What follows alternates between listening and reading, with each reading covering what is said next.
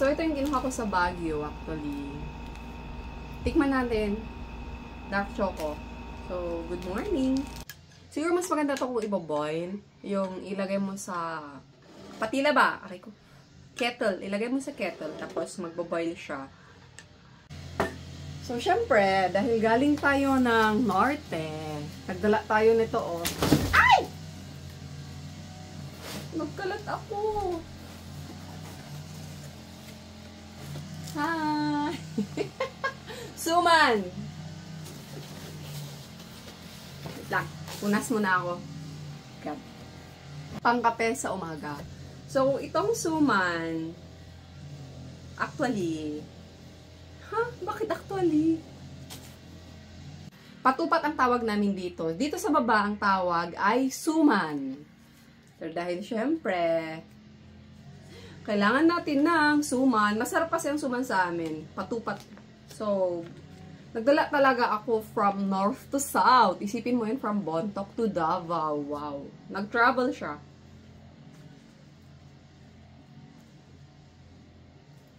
Hot.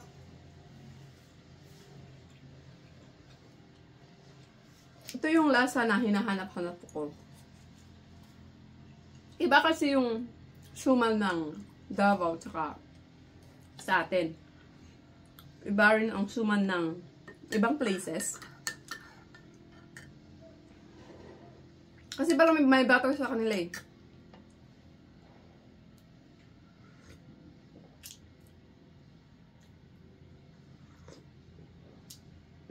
Itong dark choco, may amoy talaga siya. Yun ang binili ko na, ano eh, na coffee. Flavored coffee. So, may dark choco siya. Pero parang mas masarap yata kung i-boil mo siya sa tubig. Hindi yung diretso. Well, anyway. Okay. One. Tatabi muna natin. Ay, mami. Ito ay may meriendahan namin mamaya sa office. So, kuha pa ako ng dalawa.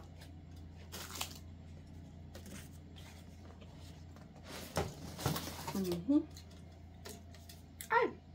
Ulit kasi hindi ba na.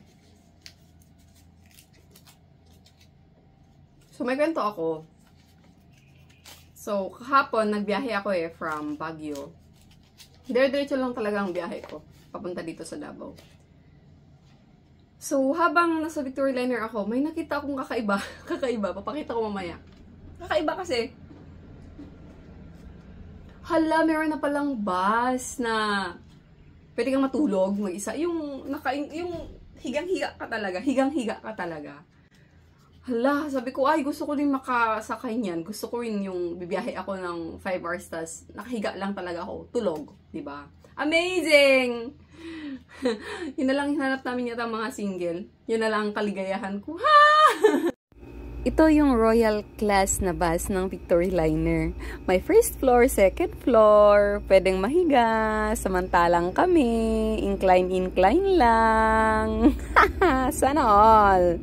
Sabi ko sa Royals, magkano? 1.5 yung Royal bus nila. Kubaw pa lang yun ha. So, hindi natin alam kasi mas medyo malayo ang Pasay. Hindi na baka may additional. Pero kung gusto nga mo nga naman ng comfortable, easy ka, yung alam mong puyat, kaso pwede ka na magpuyat, charot, so kahit alog-alog matulog ka. So, na-amaze talaga kami. Kahit yung mga katabi ko, na-amaze sila kasi, wow, ganyan kami lahat eh. Kasi kitang-kita namin yung pagbaba niya ng, di ba yung upuan ganyan, naka-incline. Binaba yung hanggang nakahiga siya, sabi namin, wow. So, hindi ko napigilan talaga. Sabi ko sa stewardess, ma'am, anong bus po to? Saan po pupunta? Cubao. Tapos, sabi niya, Royal bus po, ma'am. Pupunta siyang Cubao. Sabi ko, wala pong Pasay. Wala lang. Gusto kong makanap ng kaligayahan ko. Char, kaligayahan. Yun na lang kaligayahan namin, mga. Buti lang kapag wala kasi ang family, single. To travel. Well, anyway, hanapin mo na lang yung kaligayahan mo. Doon na lang kami masaya, pabayaan na ninyo kami mga single. Ha? Ano daw? Sabi ko, wow. Sabi ko, gusto ko minsan makasakay din doon. Dapat maganyan. Kaso nga lang Cubao kasi siya. So, abangan ko na lang yung Pasay. Ha! Yun na lang kaligayahan ko. Chor. Talaga nito from sa amin is 6 hours. Tama ba ako? 10, 11, 12, 1, 2, 3. O, tama. 6 hours to Baguio.